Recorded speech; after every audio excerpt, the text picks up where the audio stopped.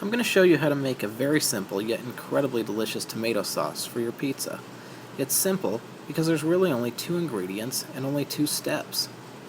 The first is to take a 28-ounce can of whole tomatoes. Always use the whole ones, never the chopped ones. The flavor just isn't the same. Pour your tomatoes into a wire mesh strainer. Use your fingers to press the tomatoes into the strainer, break them up a little. The idea is to create a lining of tomatoes that we can pour the juice from the can back through. Pour the juice through 2, 3, 4 times until the liquid runs clear out the bottom.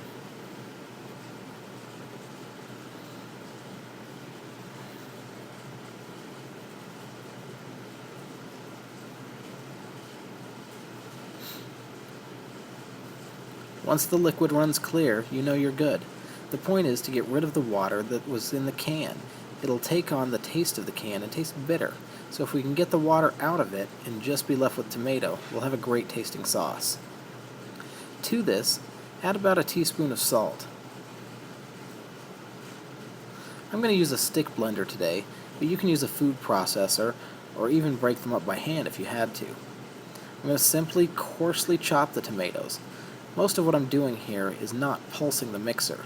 It's only using it to stir and look for whole tomatoes. When I find one, I'll go ahead and puree it a little bit, but only momentarily. We want a very coarse mixture and not a fine puree.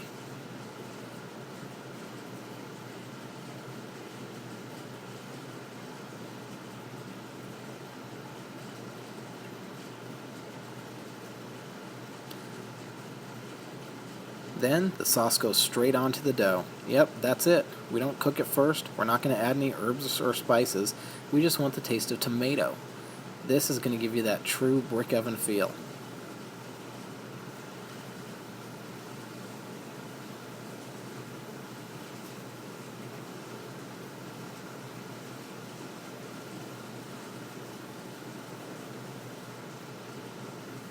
If you like this recipe, or if you'd like to see how the finished product turns out, visit my website at www.makethebestpizza.com or check out the other videos on my YouTube channel.